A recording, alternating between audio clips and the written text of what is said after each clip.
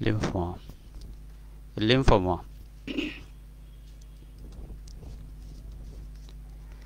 Lymphoma.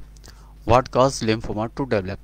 Lymphoma can develop when lymphocytes, white blood cells that fight infections, grow out of control. This is caused by genetic changes in the cells. That means they no longer listen to signals that control their growth and death. What cause lymphoma to develop? क्या cause है lymphoma के develop होने के? Lymphoma can develop when lymphocytes white blood cells, मतलब जब lymphocytes यानी white blood cells that fight infection, जब infection से फाइट करते हैं, ग्रो आउट ऑफ कंट्रोल, और आउट ऑफ कंट्रोल हो जाते हैं, और इनके जो बढ़ने की कैपेसिटी आउट ऑफ कंट्रोल होती है. This is a caused by genetic changes, और ये जो होता है इसका कारण जो होता है जेनेटिक चेंजेस के लिए होता है in the cells. That means they no longer listen or to signals that control their growth and death. और ये बहुत तेज़ी के साथ बढ़ते हैं और डेथ भी कर जाते हैं, और जिसकी वजह से बनते और बिगड़ते हैं, और बहुत तेज़ी के साथ ये प्रोसेस होता रहता है. तो यहाँ पे जैसे कि यहाँ पे लिम्फोसाइट्स, तो हम ईएस सिस्टम ऑफ मेडिसिन के अंदर लिम्फोसाइट्स को कंट्रोल करने के लिए 2 फैक्टर्स लेते हैं. एक तो स्क्रोफ्लोसो-1 S1, और दूसरा लिम्फोसाइट्स यानी L1. तीसरा है जेनेटिक फैक्टर्स के अंदर हम वेन को लेंगे. ये तीन चीज़ हम लिम्फोमा और लिम्फोसाइट्स डेवलप की कंडीशन में, या लिम्फोसाइट्स डैमेज होने की कंडीशन, आउट ऑफ कंट्रोल होने की कंडीशन में हम S1, L1 और V1 कलेक्ट करेंगे. अब आगे अकॉर्डिंग कंडीशन जो है सेल्स के पोजीशन पे डिपेंड करती है अदर मेडिसिन. प्रिवेंटिव मेडिसिन के तहत बिफोर मील्स किसी भी ट्रीटमेंट में हम S1 देते हैं, तो इसमें से हमारा वाइट ब्लड सेल्स कंट्रोल होता है और इसे स्ट्रॉन्ग करता है, और बॉडी के अंदर से इम्यून सिस्टम को डेवलप करके और डिजीज़ को पूरी तरीके से कंट्रोल में लिया जाता है और क्योर कर दिया जाता है. Lymphoma is cancer the begins in infections fight cells. Infections fighting cells of the immune system S1. Fighting cells of the immune system S1. S1 से फाइट किया जाए, S1 दिया जाता है जब फाइट कर रहा हो sales, called lymphocytes. The cell are in the lymph nodes L1. lymph node पे L1 काम करती है. spleen S5, S10, F1. thymus S1 plus C1, thymus gland. marrow bone marrow करें S5, C4, F1 plus A1, and other parts of the body. Okay, इसको correction कर लें, ये शायद किसी तरीके से आगे पीछे हो गया.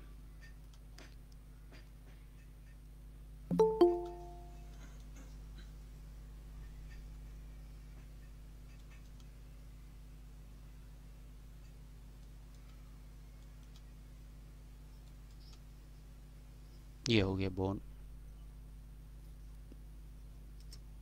Marrow.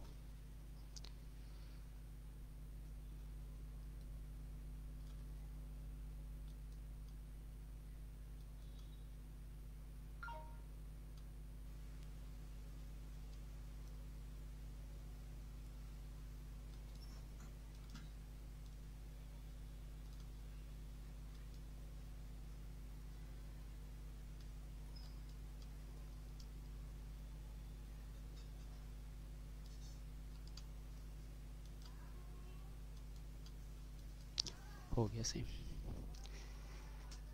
Lymph nodes L1, spleen S5, S10 और plus F1, thymus gland S1, C1, bone marrow S5, C4, F1, A1, and other parts of the body. When you have lymphoma, lymphocytes change and grow out of control. W. जब भी cell हमारा hyper या hypo condition में हो और out of control हो, या तो वो हाइपर पे जा रहा हो या हाइपो पे जा रहा हो, और ऐसी कंडीशन में जब क्लियर नहीं हो सकता है कि हम इसमें नेगेटिव देते हैं या पॉजिटिव, तो ऐसी कंडीशन में हम न्यूट्रल डोज का इस्तेमाल करते हैं या न्यूट्रल मेडिसिन का। तो यहाँ पे डब्ल्यू जो है न्यूट्रल्स वर्क करती है। ये न्यूक्लियस के अंदर intra nucleus biolytic sorry intracellular biolytical energy को मेंटेन करती है, जिसमें पॉजिटिव एंड नेगेटिव दोनों चार्ज की वैल्यूज़ होती हैं। अगर इलेक्ट्रॉन्स बढ़ रहे हैं तो न्यूट्रॉन्स से ये इलेक्ट्रॉन्स वैल्यूज़ को कम करके और पॉजिट्रॉन को इक्वली उससे इक्विलिब्रियम बढ़ाती है। जब दोनों बैलेंस में होते हैं तब हमारी बॉडी नॉर्मल काम करती है। कोई भी हाइपर या हाइपो होने पे नेगेटिव चार्ज भी अगर बॉडी के अंदर हाइपर कंडीशन में जाने लगे तो ऐसी कंडीशन में पॉजिट्रॉन वीक पड़ते हैं और बॉडी लूज़ होती है और बीपी लो होगा और कॉम्प्लिकेशंस बॉडी रिड्यूस की तरफ जाएगी। तो ऐसी कंडीशन में हम पॉजिटिव चार्ज को बॉडी के अंदर इंक्रीज करते हैं। जब बॉडी के अंदर हाइपर एक्टिविटीज़ होती है, बॉडी चार्ज इंक्रीज करते हैं और पॉजिट्रॉन चार्ज ज़्यादा एक्टिव होते हैं, तब ऐसी कंडीशन में बॉडी हाइपर कंडीशन में जाती है। तो वहाँ पर हम नेगेटिव फोर्स को देकर, नेगेटिव चार्ज को दे करके हम बॉडी को न्यूट्रलाइज करते हैं। तो इस न्यूट्रलाइज प्रोग्राम्स को हम WE के मीडियम से न्यूक्लियस को कंट्रोल करके, न्यूक्लियस के फंक्शन को हम कंट्रोल करके, जो न्यूक्लियस का काम ही है कि नेगेटिव एंड पॉजिटिव दोनों चार्ज को बैलेंस में रखना, तो यहाँ पर ये इसे मेंटेन करता है इंट्रा सेलुलर एनर्जी को और जो बॉडी के लॉ ऑफ पोलैरिटी को।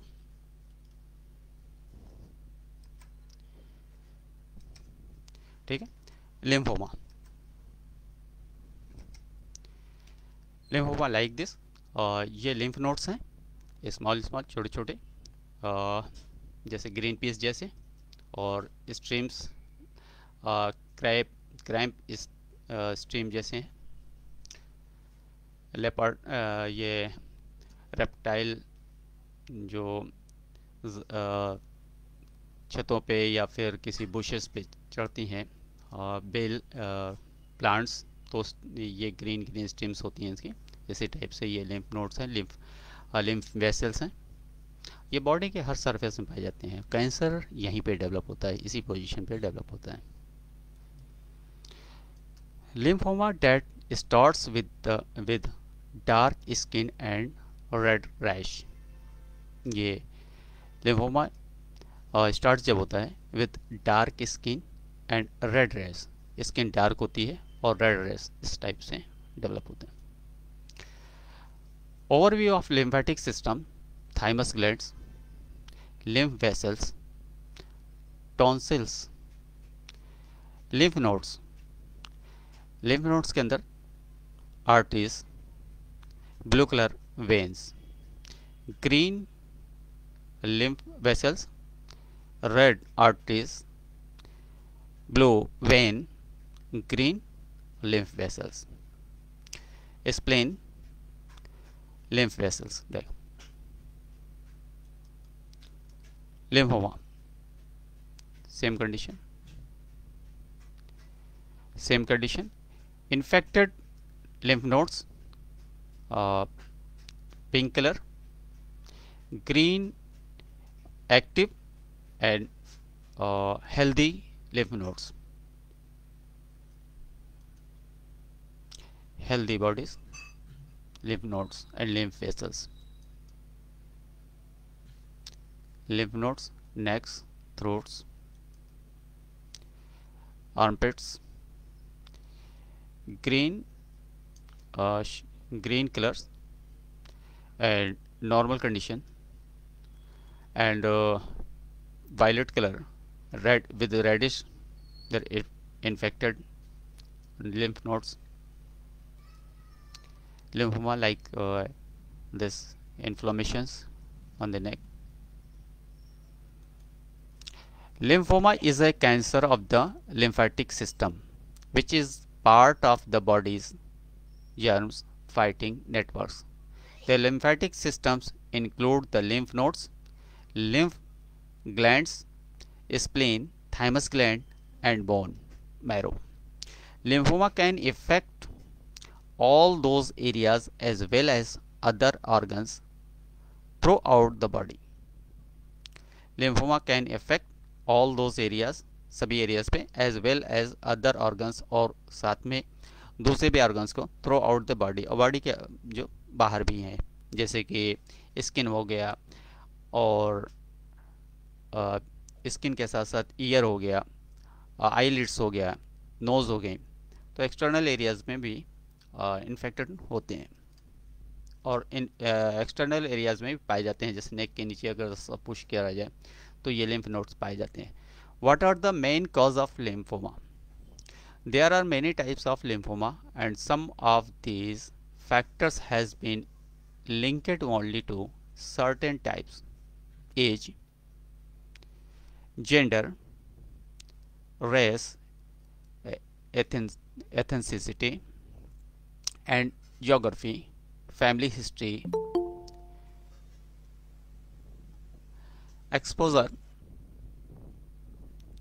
exposure to certain chemical and drugs. Exposure जैसे कि कहीं पे रेडिएशन वाली जगह पे एक्सपोज़र, जैसे कि एक्सरे रूम्स हैं, या एमआरआई है, या सीटी स्कैन की जगहों पे काम करते हैं जो लोग, या फिर ये जैसे कि हाई थर्मल प्लांट्स हैं जो न्यूक्लियर जो प्लांट्स हैं वहाँ पे काम करने वाले, उसके आसपास रहने वाले, जहाँ पर रेडियम पाया जाता है, ऐसी कंडीशन में भी, ऐसी जगहों पे भी एक्सपोज़र होता है. और एक्सपोज़र सन रेज़ के अंदर भी हो जाता है, जब अल्ट्रावायलेट रेज़ कम ज़मीन पे आ रही हो, और अल्ट्रावायलेट रेज़ का रेडिएशन ज़्यादा हो रहा हो, ऐसी कंडीशन में भी जो है एक्सपोज़र होता है, जब गर्मी के दिनों में ख़ास करके ज़्यादा देखा गया है. Chemical and drugs radiation exposure, having a weekend immune system, जैसे कि शहर के आसपास जो एरियाज़ हैं, जैसे कि नदियों में तमाम से इंडस्ट्रीज़ के पानी सप्लाई होते हैं, जो तमाम से केमिकल से भरे होते हैं, जैसे कि लेड्स से ही हैं. कई बार ऐसा सुना गया है कि बॉम्बे में जो ग्रीन वेजिटेबल्स पाई जाती हैं, जो मंडियों में आती हैं, वो इन्फेक्टेड होती हैं लेड से, और जो कि नालों में लेड्स वाले पानी सप्लाई हो जाते हैं और निकाले जाते हैं इंडस्ट्रीज से, तो उससे इन्फेक्टेड होते हैं, और उससे कैंसर्स के चांसेस ज़्यादा बढ़ जाते हैं, और भी तमाम सी डिजीज़. और जहाँ पे आयरन्स ज़्यादा पाई जाती हैं वहाँ पर टीथ वगैरह पे भी इफेक्ट देखा गया है. आयरन एक्सेस बॉडी में होने की वजह से भी तमाम से अदर टाइप्स सिम्टम्स राइज कर जाते हैं. तो इसी तरीके से exposure to certain the chemicals and drugs, radiations and exposure, having weakened immune system, और ख़ास करके इम्यून सिस्टम ज़्यादा वीक होने पे ऑटो इम्यून डिजीज़ जैसे होती है तमाम से लोगों को. तो ऑटो इम्यून डिजीज़ में हमारा सेल्स जो इम्यून सिस्टम है कंट्रोल करने का बॉडी को और स्ट्रक्चर मेंटेन करने का, ये फेल हो जाता है, और एबनॉर्मल सेल्स ग्रोथ होता है, एबनॉर्मल सेल्स फॉर्म होता है, और ऐसी कंडीशन में बॉडी डिस्ट्रॉय नहीं करते. Destruction of cells and formation of cells दोनों होता है, लेकिन पर एक्सक्रीशन ऑफ सेल्स नहीं हो पाता, जिसके वजह से एक ग्रोथ होती जाती है एक एक्स्ट्रा मसल्स की, और ख़ास करके उसमें प्रोटीन्स और लिपिड्स और फैट्स होता है जो उसके कंटेंट्स होते हैं, और आगे चल के फिर ये एक टॉक्सिकेशन कार्सिनोजन सेल्स का एक कलेक्शन होता है जो एक कैंसर का शक्ल ले लेता है. Who is at risk of lymphoma? Age. Most cases occur in people older than 60. Exposure to certain chemicals including benzene and pesticides. Exposure to agents, orange or other herbicides, veneranals, and other people who have been exposed to Agent Orange or other herbicides and or it increase risk of developing non-Hodgkin lymphoma. जैसे कि आज के हमने जो programme में डाला है, Hodgkin lymphoma नेक के अंदर पाया जाता है, और उसी का ही शो किया है पिक्चर हमने. तो Hodgkin lymphoma as orange, and herbicides are at increased risk of developing non-Hodgkin lymphoma. How bad is lymphoma cancer? A. When someone has stage 3 4 lymphoma, it means that the cancer has spread to other areas of the body beyond the lymphoma nodes. Lymphoma most often spreads to the liver, bone marrow, or lungs. Lymphoma most often spread बढ़ता है to the liver और bone marrow और lungs की तरफ. Depending on this subtype, these types of lymphoma are common, still very treatable and often curable. Still very treatable and often curable. Treatment के बाद curable होता है. ये लिम्फोमा का ये ऑपरेट किया हुआ एक पीस है. ये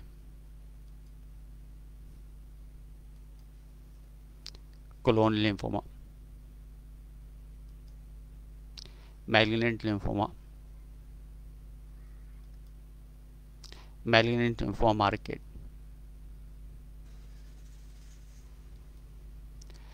The global malignant lymphoma market is anticipated to grow at positive CAGR in the forthcoming period. Lymphoma is a malignant disease affecting the spleen and bone marrow. Lymphoma is malignant disease. Lymphoma जो है एक malignant disease है, affect करता है spleen and bone marrow को and happiness in the lymphatic system और lymphatic system को. Lymphoma occurs due to abnormalities in formation of B and T lymphocytes, basophils and total lymphocyte. Lymphocytes also have the dubious distinctions of giving rise to lymphoma whilst remaining longer than their normal terms. Lymphoma comes under two categories. Lymphoma comes under two categories, namely Hodgkin and non-Hodgkin.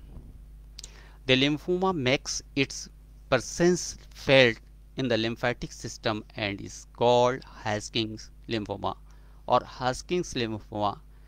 A swelling as a lymph nodes, Hodgkin lymphoma, a swelling होती है as a lymph nodes पे खास करके, that giving lump occurs under the skin.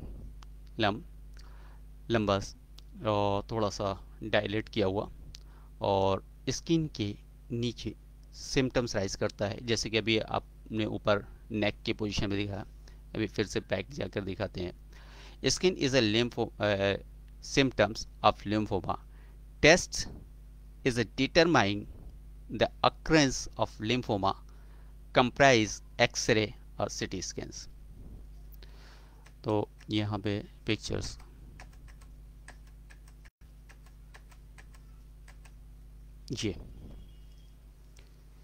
ये lymphoma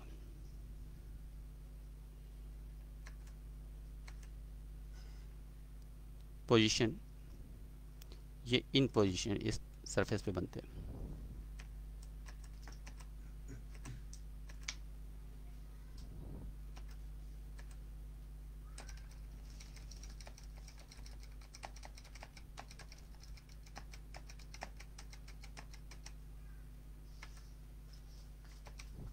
lymph node biopsy diagnose के लिए, lymph node biopsy, blood test, bone marrow samples, chest X-ray, CT scan and other. The accompanying side effect tend to be known as sickness. जो side effect है diagnosis का, sickness, diarrhea, loss of hair and general fatigue and chemotherapy. जब chemotherapy लेते हैं तो ये ख़ास चीज़ें होती हैं। लेकिन हमारे एक पेशेंट्स को हमने देखा, हमारा पेशेंट नहीं था, दूसरी जगह से आया हुआ था, और उसने केमोथेरेपी ली, उसका भी पूरा है डायग्नोसिस रखा हुआ हमारे पास उसमें, लेकिन वॉमिटिंग हुआ, सिकनेस भी रहा, फैटिगो भी था, लेकिन हेयर फॉलिंग नहीं रहा, हेयर लॉस नहीं रहा। उसे टेस्टिस कैंसर हुआ था और केमोथेरेपी लेने के बाद हमारे पास आया था, लेकिन हेयर लॉस नहीं हुआ। Chemotherapy is the accepted line of treatment for lymphoma. Malignant lymphoma are clonal and cause of most lymphomas is uncertain non-Hodgkin lymphoma occurring in children or high historic grade and area. A combatant strains NHL non-Hodgkin's lymphoma NHL or non-Hodgkin's lymphomas are classified into morphologic, immunology, cytogenic, and molecular genetics. Non-Hodgkin's lymphoma are classified into morphologic, immunologic, cytogenetic and molecular genetics में divide होते हैं। The side effect of Hodgkin's lymphoma include radiation and radiation related complaints including lung cancer, heart disease and breast cancer. एक तरफ treatment दिया जाता है और दूसरी तरफ उसका साइड इफेक्ट ज़रूर आता है। तो ऐसे में पेशेंट एक तरीके से टाइम पास होता है, जब तक उसके पास हिम्मत होती है तब तक वो पेशेंट इलाज कराता रहता है। बाद में जा कर के वो थक हार करके बैठ जाता है जब पैसे ख़त्म हो जाते हैं उसके घरों में, या फिर और जब बचने के सारे रास्ते बंद हो जाते हैं और डॉक्टर्स कह देते हैं कि नहीं, अब इसका कोई रास्ता नहीं बचा हुआ, अब आप घर ले जाओ, आराम से बैठ जाओ, क्योंकि उनके पास भी इलाज के लिए कुछ भी नहीं बचता। उस कंडीशन में EH सिस्टम ऑफ मेडिसिन में कैंसर के केसेस आते हैं। ऐसी कंडीशन में हमें कंडीशन देख करके और डायल्यूशन 1:9 से हम प्रैक्टिस करते हैं, और D5 में 1:9 वाली प्रैक्टिस करते हैं। अगर 1:9 से रिज़ल्ट कभी ना मिले तो D3 से 1:47 के डायल्यूशन बना करके जिसे हम न्यूक्लियस बेस पे ट्रीटमेंट करते हैं। न्यूक्लियस बेस पे जब हम ट्रीटमेंट करते हैं तो सेल्स के इंट्रा न्यूक्लियस फंक्शंस को हम मेंटेन करते हैं। इंट्रासेलुलर न्यूक्लियस जब एक बार लव पोलैरिटी मेंटेन कर लेता है तब जा कर के सेल्स के फंक्शंस नॉर्मल हो जाते हैं, और ना ही जो normal destructions of cells and formation of cells regularize हो जाता है, और फिर जाकर और टॉक्सिक एलिमेंट्स प्रोटेक्ट करने लगता है न्यूक्लियस अपने बॉडी अपने सेल्स को इस प्रोड्यूस करता है hyper energy according toxications and protective other molecules के। तो इस कंडीशन में वो खुद को प्रोटेक्ट करने लगता है, उसकी कैपेसिटी इंक्रीज करने लगती है। इस कंडीशन में फिर हमारे जो सेल्स के अंदर कार्सिनोजन सेल्स होते हैं वो डिस्ट्रॉय होने लगते हैं, मेटाबोलाइज होने लगते हैं, और हमारी बॉडी नॉर्मल में जाना शुरू कर देती है। लेकिन पूरी तरीके से नर्वस सिस्टम और अगर लीवर सेफ बचा हुआ है या कुछ हद तक 60% अगर सही काम कर रहा है तो ट्रीटमेंट देने में सक्सेस मिलती है, वरना फिर ट्रीटमेंट देने में सिर्फ रिलीफ दे पाते हैं, पेशेंट को बचा नहीं पाते। ये सिस्टम ऑफ मेडिसिन से क्योरेबल है, लेकिन तब जब हम फर्स्ट स्टेज में कैंसर के 3 स्टेज होते हैं, सेक्रोमा, कार्सिनोमा एंड कैंसर। सेक्रोमा में 70% मान के चलते हैं कि हम ट्रीट कर सकते हैं, और पेशेंट सक्सेसफुल ट्रीट हो जाता है लाइक एक एब्सेस। बट जब सैक्रोमा कार्सिनोमा में चेंज होता है, कार्सिनोमा के अंदर 50% एस 50% नो, और जब थर्ड स्टेज जब कैंसर क्लियर हो जाता है उस कंडीशन में, और उस कंडीशन में 80% नो और 20% एस का मामला चलता है। और कई बार प्रैक्टिस में देखा गया है कि 20% नो भी सक्सेसफुल की तरफ निकलता है, लेकिन पेशेंट रेगुलर मेडिसिन लेता रहे और ट्रीटमेंट्स को रेगुलराइज उनके घर वाले करते रहे।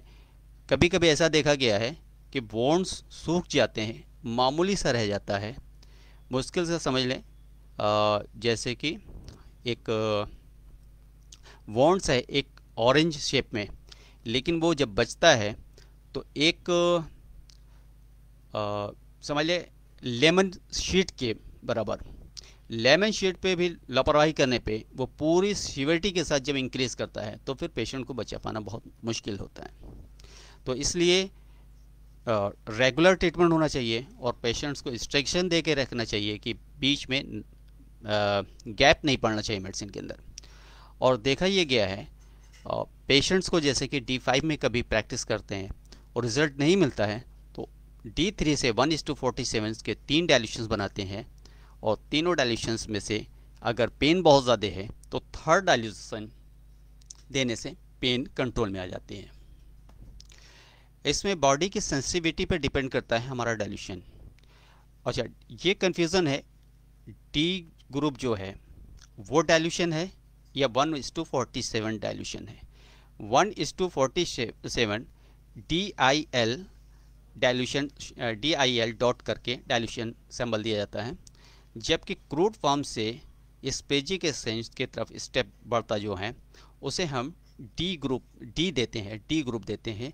ये डी ग्रुप ये एक रॉ मटेरियल्स है जो बायोकेमिकल्स को, केमिकल को हम एक इक्विलिब्रियम में लाते हैं, इक्वल डोज में लाते हैं, इक्वलिटी रखते हैं, फिर 1:9 के रेशियो से तोड़कर उसे raw material spagyric essence third dilution तक लाते हैं।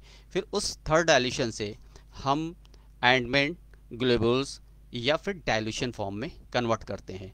1:47 फार्मूला फार्मास्यूटिकल्स एंड मेडिकल फार्मूले के अंदर हम बॉडी के लॉ ऑफ पोलैरिटी को मेंटेन करते हैं। ये एलोपैथ फार्मेसी के अंदर भी किया जाता है। तो यहाँ पे कन्फ्यूज़न होता है कि हम 1:47 यूज़ करें या D5 यूज़ करें। D5 ग्लोबल्स फॉर्म में, और या फिर अगर ग्लोबल्स फॉर्म में आप प्रैक्टिस नहीं करते हैं तो स्पेजिक ग्लोबल्स स्पेजिक लिक्विड फॉर्म में वो प्रैक्टिस होती है जो D5 रेंज पे जाकर तैयार होती है, और जिसका जो वैल्यू है और डोज होता है पर 5 kg बॉडी वेट पे 1 ड्रॉप।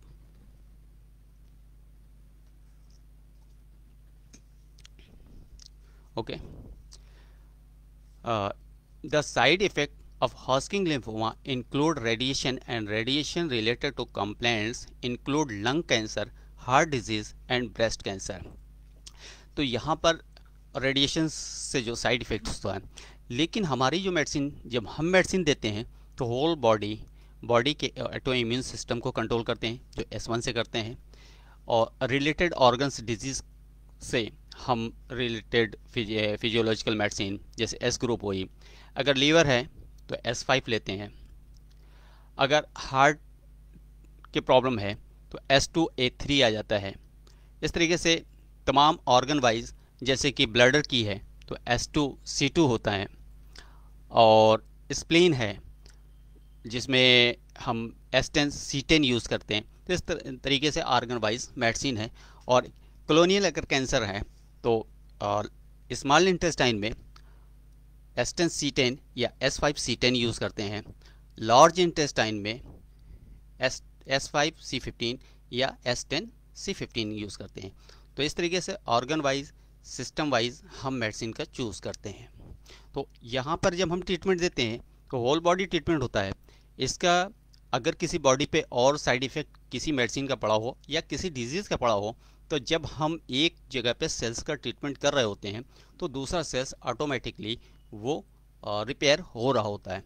हम ईएस सिस्टम ऑफ मेडिसिन में सेल्स रिपेयर करते हैं, सेल्स की इंट्रा सेलुलर एनर्जी को मेंटेन करते हैं, लॉ ऑफ पोलैरिटी को मेंटेन करते हैं और destruction of cells and formation of cells के वैल्यूज़ को बराबर करते हैं, जिसकी वजह से कोई भी डिजीज़ इनक्योरेबल अगर है तो वो ईएस सिस्टम ऑफ मेडिसिन में क्योरेबल की तरफ आ जाती है, क्योर होती है।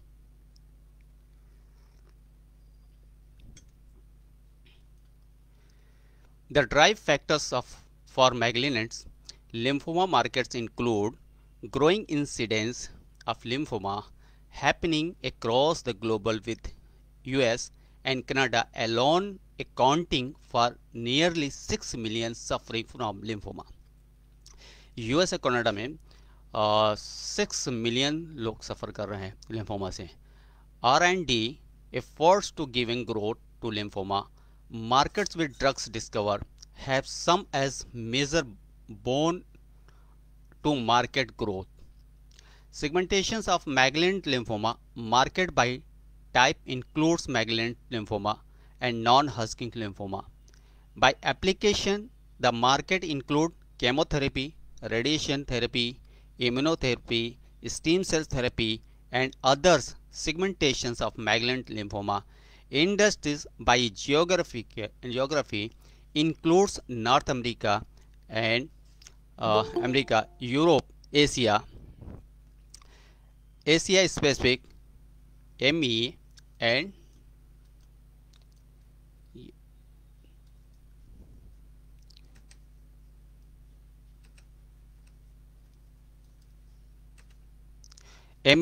Latin America. North America is on top of market with emergency of drugs for cure of lymphoma and funds from governments. Asia Pacific is a deepest growth in industries because higher incidence of lymphoma. जहाँ पे industrial growth ज़्यादा हो रही है वहाँ पर lymphoma के chances बहुत ज़्यादा हैं। तो incidences of lymphoma in Asia Pacific, the drugs for treating malignant lymphoma include Adcirrhatis, Adrimycin, Decadron and Bicodron। ये सारी मेडिसिनें हैं जो एलोपैथ के हिस्से में से कोई लेना देना नहीं है, जो ट्रीटमेंट्स के लिए ये यूज़ करते हैं। Market in malignant lymphoma market include Abbott Laboratories, Lilly and Company of British Law, Mary, Suitable Company, Abigang Pharma, SPA, Johnson। ये सारे लोग तैयार करते हैं। इसमें हमें इस टाइप के जो लिम्फोमा है, हमें सिर्फ अपनी मेडिसिन सीधी लिम्फोमा के अंदर जो यूज़ करेंगे S1 L1 सीधे ही यहाँ पे कर लें, L2 कर लेते हैं, L2 आ जाता है। और लिम्फोमा कहाँ का है, ये नेक का है। नेक के अंदर हम C13 का यूज़ करते हैं अगर नेक के अंदर प्रॉब्लम। अगर हार्डेस्ट सरफेस में तो C5 यूज़ करते हैं। बोन के अंदर है C4 या बोन मैरो के अंदर है C4 आ जाएगा। ब्लडर पे है C2, सेम L2 रहेगा, उसके साथ कैंसरस ग्रुप की मेडिसिन चेंज होती जाती है।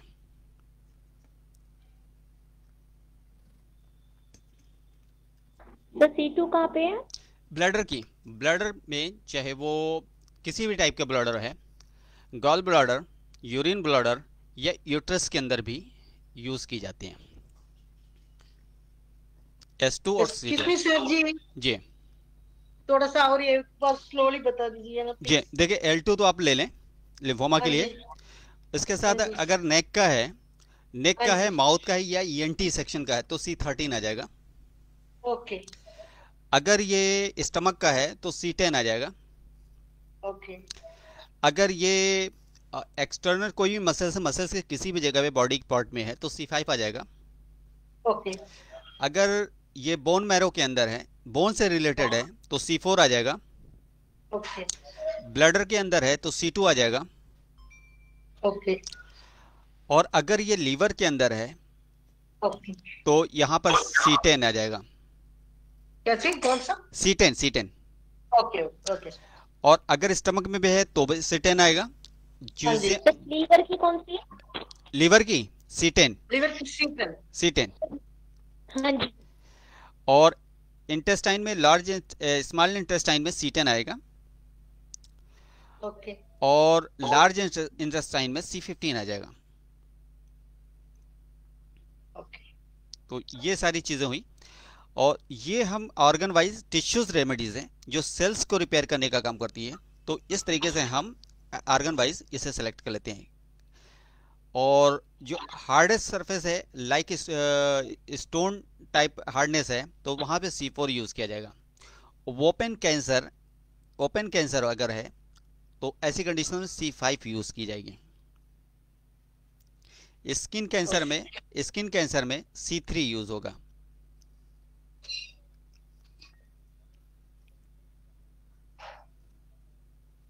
हो गया सर जी। हो गया okay, thank you very much sir ji. जी। अब स्टेंगिंग लिम्फोमा स्टेज 1। सर ये लार्ज इंटेस्टाइन पे जो आ रही है वो C15 बताइए आपने। C15 C17 है या 15 है? C15 15। C15 है। जी हाँ, C15। और C17 कहाँ पे यूज होती है? Hypothalamus gland, okay okay sir. Nervous system पे। हाइपोथैलेमस के पिट्यूटरी ग्लैंड्स के लिए है। पिट्यूटरी ग्लैंड, प्लीनियल ग्लैंड, सारी ग्लैंड्स पे जो है हाइपोथैलेमस ग्लैंड पे यूज होती है C17। यहाँ पे स्टेज 1 एब्सेंस 1, ये नेक पे है, देख रहे हैं लिम्फोमा। स्टेज 2 बी क्लास में lymph and arm split. Stage 3 ये इंक्रीज होकर के 4 पोजीशन पे आ गए। और यहाँ पे इसमें जो है बी पार्ट में फीवर आना शुरू हो जाता है। और नाइट स्वेट्स होते हैं, रात में पसीना भी आना शुरू होगा लिम्फोमा में। और जब ये 4th स्टेज में पहुंचेगा तो वेट लॉस शुरू हो जाएगा। वाइटल जो आर्गन्स हैं वो फेल होना शुरू हो जाएंगे।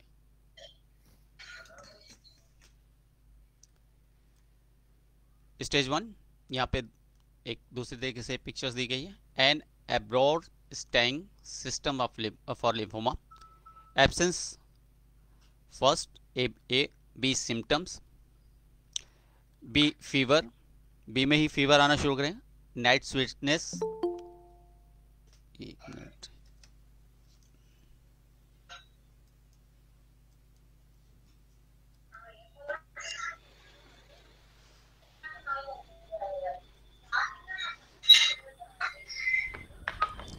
तो fever, night sweats, weight loss और बी सिम्टम्स जो यहाँ से शुरू हो जाएगा। बी सिम्टम्स में फीवर आएगा, नाइट स्वीट्स आएगा, वेट लॉस होना शुरू हो जाएगा। How to deal with swollen lymph nodes, ये है एक्सटर्नल डायग्नोस करने से, टच करने से पता चलेगा। या फेस को थोड़ा सा मूव करेंगे तो इन्फ्लामेशन मिलेगा। Normal lymph nodes, abnormal lymph nodes. Early leukaemia symptoms you should not ignore at all cost. Nose bleeding शुरू हो जाएगी। Excel lymph node, neck lymph node, groin lymph node, 3 areas where a swelling glands occurs। ये common जगह पे हैं, अक्सर lymph node glands swell करती रहती हैं। एक यहाँ पे चिक पे, एक यहाँ पे, और एक बच्चों में यहाँ पे अक्सर पाई जाती है चोट लगने के बाद। और vulvar cancer accounts about 5% of cancer of the female genital system in the United state middle 6 cancer positions. Urethral opening vagina, lymph nodes, swollen lymph nodes, immune system, lymph node, appendix, bone marrow, tongues,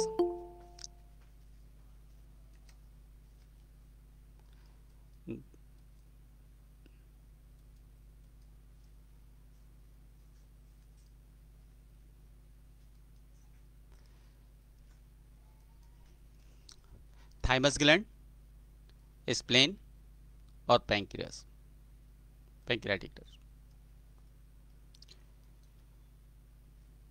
leukaemia, common symptoms unexplained fever, headache, abdominal pain. Fever अगर आ रहा है तो हम medicine के अंदर कैसे choose करेंगे? सबसे पहले फीवर के लिए हम F1 ले लेंगे। ये F1 जो है बॉडी टेम्परेचर रेगुलेटर मेडिसिन है, F1 आ जाएगी। हेडेक है, हेडेक क्यों हो रहा है? क्योंकि हमारे बॉडी में लॉस ऑफ एनर्जी हो रहा है, congestion of lymph and blood हो रहा है। इसका पूरा वेट नेफ्रॉन सेफ्लॉन पे पड़ रहा है। तो ये सेफ्लॉन की मेडिसिन हम यहाँ पे हेडेक की कंडीशन में यहाँ पे सिर्फ अभी हम S1 यूज़ करेंगे। ऑटो इम्यून सिस्टम बॉडी के सारे सिस्टम को इम्यून कंट्रोल करते हैं। यहाँ पर ब्लड कंजेशन हो सकता है, ए ले लेंगे। ऑक्सीजन डिफिशियंसी हो सकती है, NZ-CoV-1। न्यूट्रिशन डिफिशियंसी हो सकती है, NZ-CoV-1। S1 abdominal pain, all type foreign materials metabolize and toxications remove के लिए S1 हो गई। F1 S1 A1 हो गई। बोन जॉइंट्स पेन, इसी के साथ हम C4 ऐड कर देंगे। बोनल मेडिसिन बोन टिश्यूज़ के लिए। फ्रिक्वेंटली इन्फेक्शन में हम सीधे वार्मन को ले लेंगे। ये माइक्रो ऑर्गेनिम्स को किल करने का काम करते हैं। जब बॉडी का ऑटो इम्यून सिस्टम फेल होता है तो एक्सटर्नल कंडीशन में कहीं से भी foreign material, foreign micro organism body को आकर के इन्फेक्टेड करते हैं, बैक्टीरिया आके इन्फेक्शन फैलाते हैं। तो ऐसी कंडीशन में हम इन्फेक्शन जब फैलता है, जब बॉडी का इम्यून सिस्टम डाउन होता है, तो माइक्रो ऑर्गेनिज्म को किल करने के लिए, बॉडी के अंदर मेटाबोलाइज करने के लिए हम वार्मन का इस्तेमाल करते हैं। तो क्या हुआ यहाँ पे medicine? F1 S1 A1 C4 और वार्मन। अब ये क्या है? यूनिटेंशियल्स वेट लॉस हो रहा है, हाइपो एक्टिविटीज हो रही है बॉडी के अंदर। तो यहाँ पर एक इलेक्ट्रिसिटी जो हम यूज करेंगे वो WE, न्यूट्रलाइज करने के बॉडी के। हाइपो हो रहा है तो भी न्यूट्रल करेगा, हाइपो से मिडिल में लाएगा। हाइपर हो रहा है तो हाइपर से भी मिडिल में लाएगा, न्यूट्रलाइज करेगा, न्यूट्रल में रखेगा बॉडी को। तो ये लॉस ना होने देगा और ना एक्स्ट्रा ग्रो होने देगा। तो ये हो जाएगी किसी बॉडी के सारे सेल्स को मैनेज करके और बायोइलेक्ट्रिकल एनर्जी प्रोड्यूस करके बॉडी के अंदर जो एक्सर्शन है, जो फीलिंग है थकावट की आती है, वो नहीं होने देगा। ब्रूशिंग, एक्सेस ब्लीडिंग, A1 और W मिल करके ब्रूशिंग, एक्सेस ब्लीडिंग को कंट्रोल करेंगे। फैटिगो, ये आपका F1 S1 A1, ये WE मिलकर फैटिगो को कंट्रोल करेंगे। इन लार्ज लिम्फ नोड्स के जो मेडिसिन है वो L1 है, ये लिम्फ नोड को कंट्रोल करेगी। और F1 और WE नाइट स्वेट्स को कंट्रोल करेगी। अगर किसी को नाइट स्वेट्स होती है तो सिर्फ हम S1 F1 WE देते हैं तो उससे भी कंट्रोल में आ जाता है पेशेंट। और ये नाइट स्वेट्स का मतलब है ऑटो इम्यून सिस्टम हमारा डाउन जा रहा है, जो कम वीक हो रहा है और इन्फेक्शंस के चांसेस ज़्यादा हैं। एक तो नाइट स्वेट्स, दूसरा नोज़ का ड्राई होना, ये ऑटो इम्यून सिस्टम को डाउन की तरफ ले जाने के सिम्टम्स है। तो इस तरीके से ये बॉडी पे काम करते हैं। नॉर्मल ब्लड सेल्स, ल्यूकेमिया में लिम्फोसाइट्स इंक्रीज कर रहे हैं और न्यूट्रोफिल रेंज 1 2 3 4 नॉर्मल में है 1 और 2। लिम्फोसाइट्स भी 1 2 यहाँ पे इंडिकेट कर रहा है। मोनोसाइट्स यहाँ पे बड़े हुए हैं, यहाँ पे 2 है। और प्लेटिलेट्स यहाँ पे नॉर्मल है, ज़्यादा हैं, यहाँ पर घट रहे हैं, प्लेटलेट्स डाउन हो रहे हैं। तो ये नॉर्मल ब्लड है और ये ल्यूकेमिया वाला ब्लड है। अब यहाँ पर Ann Arbor staging stage 1 involvement of single lymph nodes, region for single extra lymphatic sites. जब अकेले लिम्फ नोड्स इन्वॉल्व करेंगे तो उस पोजीशन में यहाँ पर कंडीशन बनेगी, स्टेज 1 बनेगा। इन्वॉल्वमेंट ऑफ 2 और मोर लिम्फ नोड्स, 2 से ज़्यादा, स्टेज 2 में आएंगे। Region of same side of diaphragm में include localize extra lymphatic node. Stage 3 में involvement of lymph node regions on both side of the diaphragm, diaphragm के बहुत से साइड पे कई तरफ हो जाएंगे, ये हो गया, यहाँ पे हो गया, यहाँ पे हो गया, यहाँ पे डेवलप, पूरी बॉडी के अंदर कई जगह पे फैले हुए देखेंगे स्टेज 3 में इंक्लूड स्प्लीन, स्प्लीन खास करके इसमें इफेक्ट होता है। स्प्लीन इफेक्ट होने के बाद जो है और हीमोग्लोबिन लेवल गिरने लगता है, और जब हीमोग्लोबिन लेवल गिरने लगता है तब जाकर पेशेंट का बॉडी वेट लॉस होना शुरू हो जाता है और कॉम्प्लिकेशंस राइज होती है और भूख भी चली जाती है, प्यास भी चली जाती है, नींद भी गायब हो जाती है। Stage 4 diffuse extra lymphatic disease, for example in liver, bone marrow and lungs skin. 4th stage में यह सारी जगहों पे इफेक्ट पहुंच जाता है और बॉडी लॉस की तरफ जाना शुरू हो जाती है। यहाँ पर पेशेंट्स सिंपल तरीके से यहाँ पे भी ठीक हो जाएगा, यहाँ भी ठीक हो जाएगा, यहाँ पे मे बी 60% उम्मीद की जा सकती है, यहाँ पर 80% क्या 90% ना 10% एस हो जाएगा, नो 90% नो और 10% एस हो जाएगा। Chronic myelitis leukaemia, blast plasma, blast phase, more severe symptoms, recurrent infections, spontaneous bleeding, swollen glands or lumps on the skin. Alarm things of blood cancer,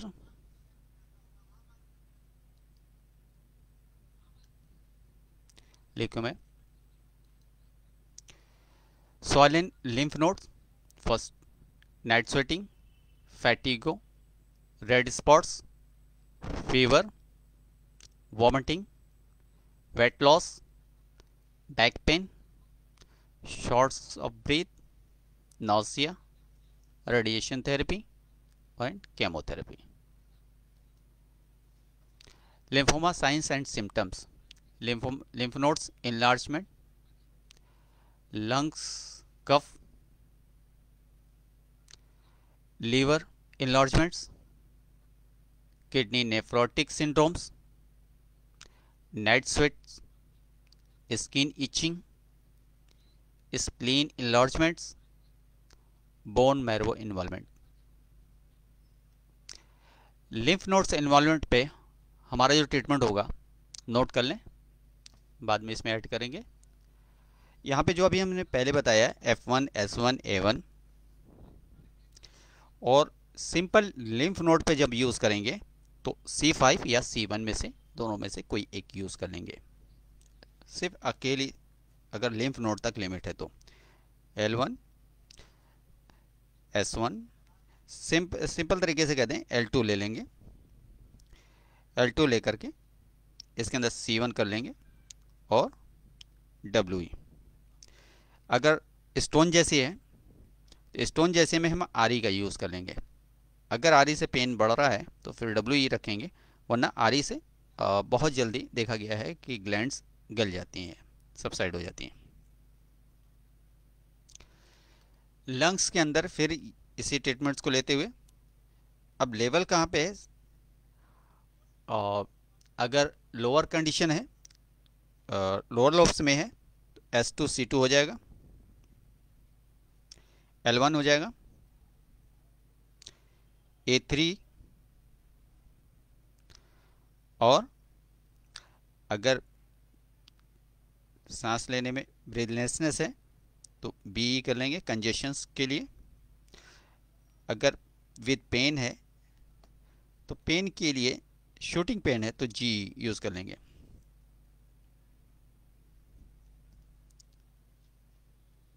night sweating condition जब develop करती है तो F1 साथ में add कर लेंगे। Skin etching में S5 C5, और अगर हम जी पहले किसी मेडिसिन में दे रहे हैं तो दूसरे में WE कर देंगे, वरना फिर हम जी कर देंगे S5 C5 के साथ। स्प्लीन इन्लार्जमेंट में S10 C10 और F1 यूज़ करेंगे मिक्सचर में। स्प्लीन इन्लार्जमेंट में S10 C10 F1। Bone marrow में ऊपर बता चुके हैं F1 S1 A1 C4 L1 WE। Kidney में S6 C6 A1। और इलेक्ट्रिसिटी कंडीशन के हिसाब से मेंटेन कर लेंगे। अगर RE कहीं यूज़ हो रही है, पेन नहीं है ज़्यादा, तो RE यहाँ पे यूज़ कर सकते हैं किडनी के नेफ्रोटिक सिंड्रोम को रिमूव करने के लिए। जब बॉडी के सेल्स निगेटिवली वर्क कर रहे हों, एक्स्ट्रा ग्रो कर रहे हैं, लेकिन पर जो डिस्ट्रैक्शंस ऑफ सेल्स की जो थ्योरी है, जो रिमूवल ऑफ सेल्स हैं जो डैमेज हो जाते हैं और फिर बॉडी रिमूव कर देती है, एक्सक्रीट कर देती है, अगर ये फंक्शन कहीं ब्रेक हो रहा है तो हम RE से इसे जनरेट कर देते हैं। तो यहाँ पर अगर नेफ्रोटिक सिंड्रोम है तो S6 C6 A1 RE हो जाएगा। इनलार्जमेंट ऑफ लिवर, यहाँ पर S5 या S10 C10 A3 and electricity WE और G, दोनों में से कोई एक। अगर कहीं पे कोई अगर यूज़ की जा रही है तो यहाँ WE या GE में से एक कोई ऐड कर लेते हैं। सर जी और एक बार लीवर का बोल दीजिए प्लीज। S5 या S10 yes C10 okay A3 okay sir. F1 भी ऐड कर लिए, क्योंकि लीवर में F1 लेना ज़रूरी हो जाता है। S10 S5 S10 C10 A3 WE। हाँ, लीवर के लिए बहुत ज़रूरी है, ज़रूरी है। Okay thank you sir ji. हो गया सारा यहाँ पे कंप्लीट। नेक्स्ट स्लाइड पे जाते हैं। इसे वही स्लाइड बार बार ये रिपीट हो गई है नेक्स्ट टाइम में भी। Can lymphoma be complete cure? In a few cases chemotherapy may be combined with steroid medications. Chemotherapy में स्टेरॉयड मेडिकेशन दी जाती है, जबकि हमारे वहाँ systematic generative cells tissues and cell energy generative medicine दी जाती है। और combined with steroid medication, surgery is not generally used to treat the condition except for the biopsy used to diagnosis it. Overall, treatment for Hodgkin's lymphoma is highly effective, and most people with the conditions are eventually cured. यहाँ भी cure कह रहे हैं, और यहाँ अपने वहाँ तो क्योर है ही, लेकिन 10 साल और 20 साल के बाद फिर भी कैंसर दोबारा डेवलप कर जाता है, क्योंकि ये कैंसर एक ऐसी डिजीज़ है, जब तक हम न्यूक्लियस से उसके प्रोग्रामिंग को डिलीट नहीं करेंगे तब तक वो होने के चांसेस होगा। न्यूक्लियस के जो प्रोग्रामिंग है, जो उसकी मेमोरी है, मेमोरी से सॉल्व करना पड़ेगा, और ये चीज़ हम ES सिस्टम ऑफ मेडिसिन के WE से कर सकते हैं। WE इसकी प्रोग्रामिंग को मेंटेन करता है और इसके पोलैरिटी को मेंटेन करता है और सेल्स के इंटरसेलुलर एनर्जी को मेंटेन करता है। जब एक बार ये चीज़ मेंटेन हो जाती है तो बॉडी नॉर्मल वे पे काम करना शुरू कर देती है। How long could you have lymphoma without Hodgkin? without knowing. Low grade lymphoma, these grow so slowly that patients can live for many years mostly without symptoms although so may experience pain for an enlargement. Cancer देखा गया है कि बहुत वक्त से patient survive करता है लेकिन उसके लिए कोई कॉम्प्लिकेशंस नहीं आती है, तो पता ये चलता है कि लास्ट में पता चला कि कैंसर है। अक्सर यही होता है कि लास्ट में पता चलता है कि इसे कैंसर था और बहुत पहले से बढ़ रहा था। तो ये एक तरीके का ये माना जाता है कि लॉन्ग टाइम प्रोसीजर, जो कॉम्प्लिकेशन डिजीज़ है लॉन्ग टाइम प्रोसेसिंग होती है। लॉन्ग टाइम में क्या होता है कि ये न्यूक्लियस के प्रोग्रामिंग को पूरी तरीके से कवर कर लेती है, इसकी वजह से वो इनक्योरेबल हो जाती है। और साइलेंट कंडीशन में बॉडी के अंदर बढ़ने पे ये बॉडी के एवरी ऑर्गन्स के सेल्स के अंदर सेल में न्यूक्लियस को जाके इफेक्ट कर देती है। जब एक बार न्यूक्लियस इफेक्टेड हो गया तो उसे केमिकली तौर पे हम नहीं ट्रीट कर सकते, उसे हम बाय नेचुरली और bio electrical energy nervous system से एक बार उसको मैनेज कर सकते हैं, क्योंकि हमारा जो न्यूक्लियस सिस्टम है बायो इलेक्ट्रिकल एनर्जीज और हमारा नर्वस सिस्टम के जरिए ही पूरा ऑपरेट होता है। जब हम एक बार नर्वस सिस्टम को ऑपरेट न्यूक्लियस के अकॉर्डिंग सही कर लेंगे तब जा कर के ये हम डिजीज़ पे पूरी तरीके से कंट्रोल हासिल कर सकते हैं। वरना फिर कितनी भी मेडिसिन दें, सिर्फ सिम्टोमेटिकली थोड़े दिन के लिए वो साइलेंट हो जाएगा, लेकिन क्योंकि प्रोग्रामिंग उसके अंदर है, जैसे ही उसको एक्टिवेशंस बॉडी के अंदर मिला किसी भी मीडियम से फ़ौरन एक्टिवेट हो जाएगा और जनरेट कर जाएगा डिजीज़ को। सिम्टम्स ऑल टफ, सम में बी एक्सपीरियंस पेन फॉर एनइनलार्ज, जब इनलार्ज होता तभी पेन होता है। Lymph glands after 5 to 10 years, 5 to 10 years भी लगता है इसे ग्रो करने में। Low grade disorders being progress rapidly to become aggressive और high grade and produce more severe symptoms. 10 years तक तो सर्वाइव कर सकता है, लेकिन जब एग्रेसिव शेप में आता है तब ऐसा देखा गया है कि रातों रात बढ़ जाता है और कॉम्प्लिकेशन बढ़ जाती है, इमरजेंसी में हॉस्पिटल ले जाना पड़ता है। पता चला कुछ भी नहीं था, लेकिन हॉस्पिटल गए, कॉम्प्लिकेशन थी, उसे कैंसर था, लास्ट में पता चलता है। What was your first lymphoma symptoms? Swell lymph nodes, पहला तो सबसे पहले स्वेल लिम्फ नोड्स की स्वेलिंग देखनी पड़ेगी, फिर लिम्फ नोड स्वेल करने के साथ साथ फीवर भी आएगा, एंड नाइट स्वेट्स और कॉमन सिम्टम्स, ये उसके कॉमन सिम्टम्स होंगे। Of lymphoma, symptoms of lymphoma often depend on the types you have. What organs are involved, कौन सा organ involved है, and how advanced your disease, कितनी advanced disease is. Some people with lymphoma will experience obvious sign of the disease while others won't notice any changes. notice करते रहते हैं changes के signs को देखते रहते हैं, और साइंस अलग अलग कंडीशन में डेवलप करती रहती है, जिससे पहचाना जाता है कि ये लिम्फोमा की तरफ पेशेंट जा रहा है। फिर बायोप्सी कराई जाती है और सीटी स्कैन या एमआरआई करा के एक्सरे करके ये सोनोग्राफी करके फिर पता करते हैं। Do you feel ill with lymphoma? Symptoms from lymphoma in the abdomen and in large spleen. Symptoms from lymphoma in the abdomen, abdomen में जो लिम्फोमा होगा तो उसके सिम्टम्स क्या हो गए? And in large spleen, spleen in large कर जाएगी। Might press on the stomach, जब हम प्रेस करके स्टमक को देखेंगे, चेक करेंगे, डायग्नोस करेंगे उस वक्त। Which can cause A loss of appetite, भूख लगना बंद हो जाएगा। And feeling full after only small meals, थोड़ा सा खाया लगेगा पूरा पेट भर गया है। ये ख़तरा होता है अगर पेशेंट्स इन सिम्टम्स में से सारे सिम्टम्स मिल रहे हैं तो स्प्लेन कैंसर होने के चांसेस बढ़ जाते हैं। लिम्फोमास इन द स्टमक और intestine can cause abdominal pen.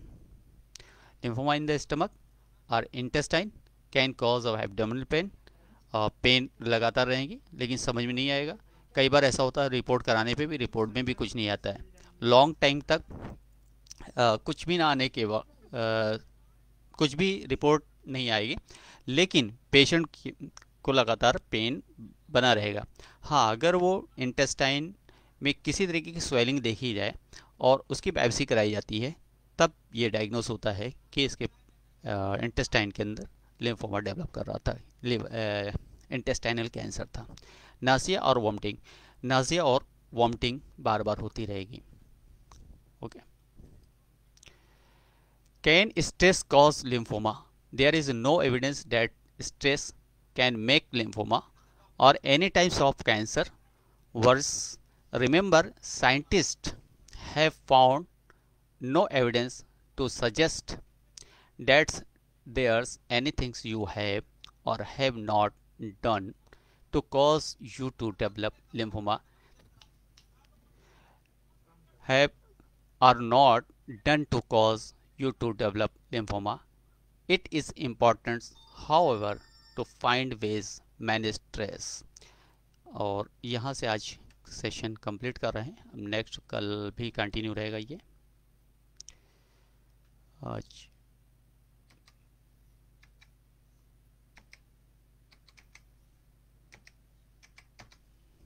Any questions और एनी डाउट्स?